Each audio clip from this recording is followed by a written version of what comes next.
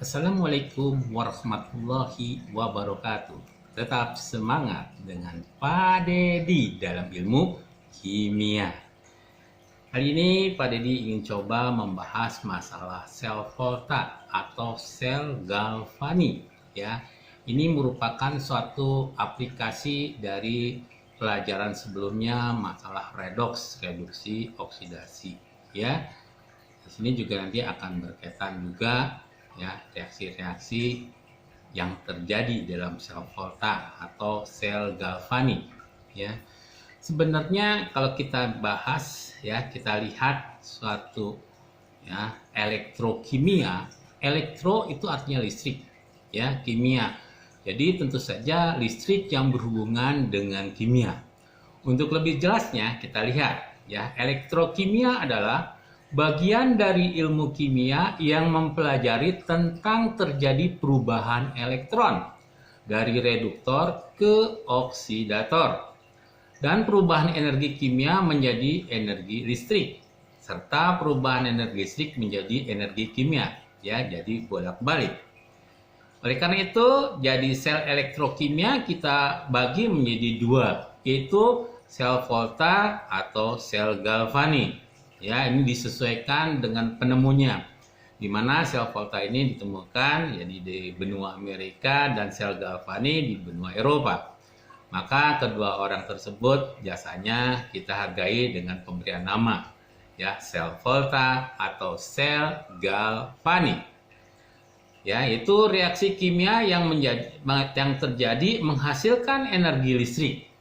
Contohnya dalam kehidupan sehari-hari adalah batu baterai dan aki ya, itu kita lihat sering sekali dalam kehidupan sehari-hari ya. Kemudian sel elektrolisis itu adalah energi listrik yang digunakan untuk menghasilkan kimia. Jadi terbalik di sini, justru ya untuk menghasilkan suatu reaksi kimia diperlukan suatu energi listrik. Contohnya adalah penyempuhan ya, misalnya nih ibu-ibu ya kadang-kadang ke pasar melihat ada penyempuhan atau membersihkan logam emas ya, atau pemurnian logam, atau kita bisa lihat adalah penyetruman aki, akumulator ya. Kita coba ya, apa sih bedanya antara sel volta dan ya sel elektrolisis ya. Jadi pada sel volta atau sel galvani itu energi kimia dirubah menjadi energi listrik ya. Sebaliknya pada sel elektrolisis energi listrik dirubah menjadi energi kimia ya. Sedangkan pada katoda dan anoda ya, ini sebetulnya reaksinya sama saja, hanya di sini tandanya agak sedikit berbeda ya. Dan ini adalah kegunaan daripada sel volta, tadi adalah sel kering yang kita kenal dengan baterai, kemudian sel aki atau akumulator. Sedangkan pada sel elektrolisis itu digunakan untuk penyepuhan dan pemurnian tembaga ya. Luigi Galvani dan Alessandro Volta menemukan ya terbentuknya arus listrik dari reaksi kimia ya. Itu prosesnya adalah pada reaksi oksidasi, Zn berubah Zn2+ ditambah 2 elektron. Pada reaksi reduksi, Cu2+ ditambah 2 elektron menjadi Cu. Ya, elektron yang dilepas dengan elektron diterima harus sama. Maka kita bisa hilangkan di sini. Kemudian kita turunkan Zn, kemudian ditambah dengan Cu2+ pada ruas kiri, ya. Kemudian berubah menjadi Zn2+ ditambah Cu. Untuk penulisannya dapat kita singkat menjadi Zn garis miring Zn2+ garis miring 2 yang dikatakan di sini adalah jembatan garam menjadi Cu2+ ya garis miring Cu. Itu untuk penyingkatan penulisannya ya. Jadi dapat kita katakan di sini ya, dalam rangka untuk ya elektroda pada sel volta, jadi katoda itu elektroda di mana terjadi reaksi reduksi, yaitu logam Cu sebagai elektroda positif ya. Kemudian anoda yaitu elektroda di mana terjadi reaksi oksidasi, yaitu logam Zn sebagai elektroda negatif. bagaimana kita menghitung potensial sel, ya? Banyak potensial sel volta merupakan total potensial elektroda unsur-unsur sesuai dengan reaksinya. Dirumuskan E0 sel SL, ya, itu SL yang lebih besar dikurangi SL yang lebih kecil. Ya, SL yang lebih besar, di tanda plus ini lebih besar dikurangi SL yang lebih kecil. Atau boleh dikatakan bahwa SL itu sama dengan E reduksi, ya, E0 reduksi ditambah dengan E oksidasi. Jadi nanti min tambah min jadi plus. Ya.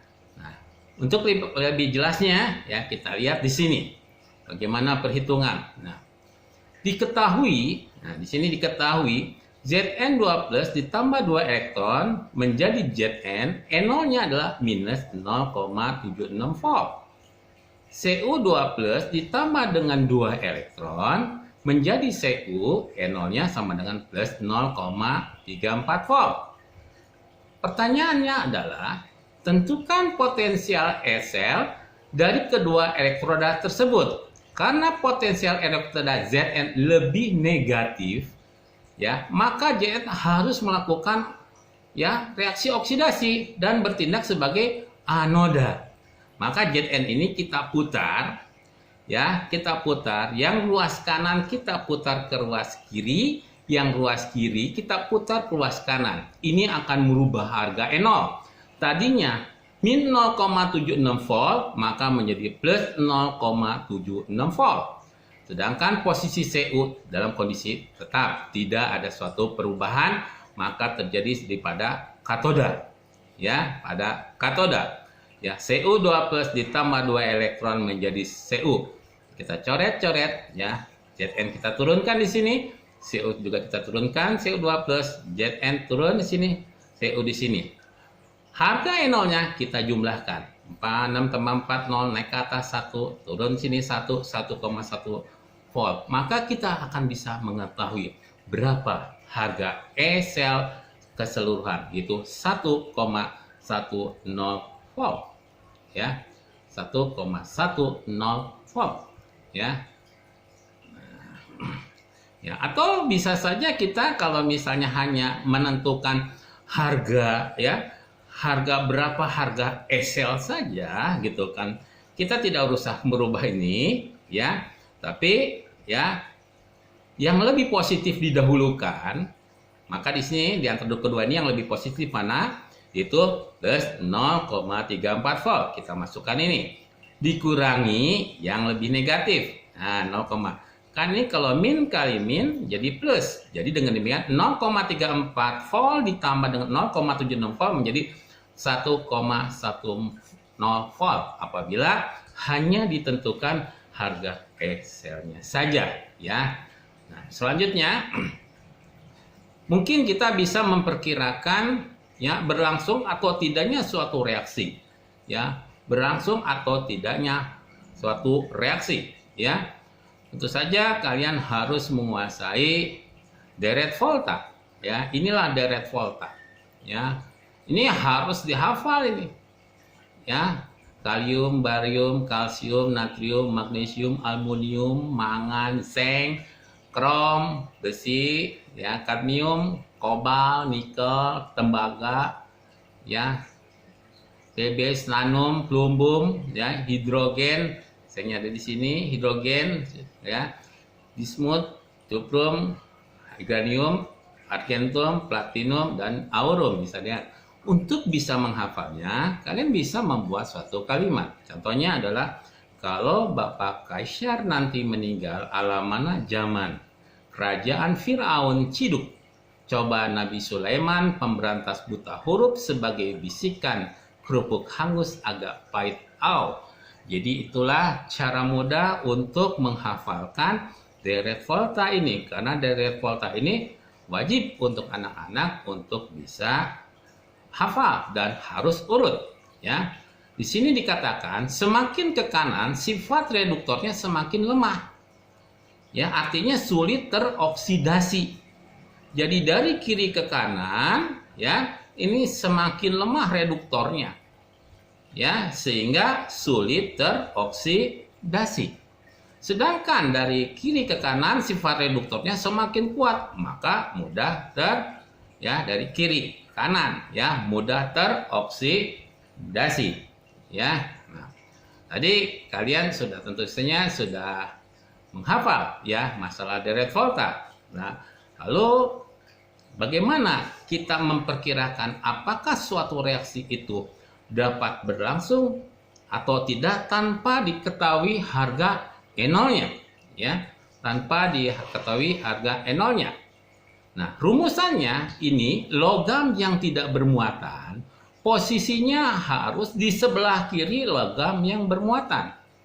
Diulangi lagi, logam yang tidak bermuatan posisinya harus di sebelah kiri dari logam yang bermuatan. Ya, di sini katakan reaksi berlangsung dengan syarat logam yang tidak bermuatan terletak di sebelah kiri logam yang bermuatan dalam deret volta. Jadi bukan dalam soal, tetapi di dalam deret soal. Contohnya ya, ada suatu reaksi ya, NiSO4 ditambah dengan Zn. Kita lihat lewat kiri ya. Berarti yang bermuatan itu adalah Ni, sedangkan Zn jelas-jelas tidak bermuatan. Ya, jelas-jelas. Berarti artinya Zn harus ada di sebelah kiri daripada Ni yang bermuatan. Kita lihat dalam deret volta tersebut. Oh, ini Zn, ini Ni. Berarti Zn ada di sebelah kiri daripada Ni. Betul. Maka reaksi itu adalah reaksi yang berlangsung. Ya, bagaimana contoh yang lain? Di sini CuZn2+ jelas. Berarti Cu ada di sebelah kiri daripada Zn karena rumusnya yang tidak bermuatan ada di sebelah kiri dari yang bermuatan. Betulkah bahwa Cu ada di sebelah kiri daripada Zn dalam deret volta? Ternyata tidak. Cu ada di sebelah kanan. Berarti reaksi itu tidak berlangsung. Jadi kalian intinya hafal dulu deret volta. Lalu kita letakkan hal semacam itu. Ya, jadi jangan khawatir kalau harga E0-nya tidak diketahui. Kita dapat menduga-duga apakah reaksi itu berlangsung atau tidak berlangsung. Tadi sudah dikatakan untuk kegunaan sel volta itu ada pada sel kering atau kita kenal dengan baterai. Ya, baterai itu jenisnya macam-macam. Ya, di sini di anoda logam seng yang dipakai sebagai wadah. Kita ketahui di sini logam sengnya sebagai wadah. Kemudian katoda ya dulu batang karbonnya. Ini batang karbonnya sebagai katoda. Elektroda campuran berupa pasta. Jadi kalau Anda buka di sini ya, ini ada yang berwarna hitam ya, kental, itu adalah MnO2 ya. Kemudian ditambahkan NH4Cl, amonium klorida dan sedikit air, maka akan sedikit cair, kental dan sebagainya. Reaksinya Zn menjadi Zn2+ ditambah dengan 2 elektron pada anoda dan kepada katoda 2MnO2 ditambah 2NH4+ ditambah 2 elektron menjadi Mn2O3 ditambah 2NH3 ditambah H2O.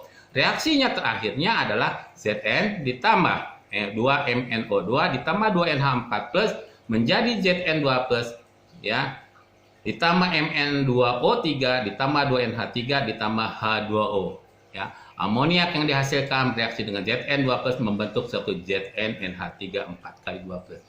Itu yang terjadi pada baterai sel kering, yaitu baterai ya, sama saja dengan baterai yang lain-lain juga ya. Di sini adalah baterai alkalin ya.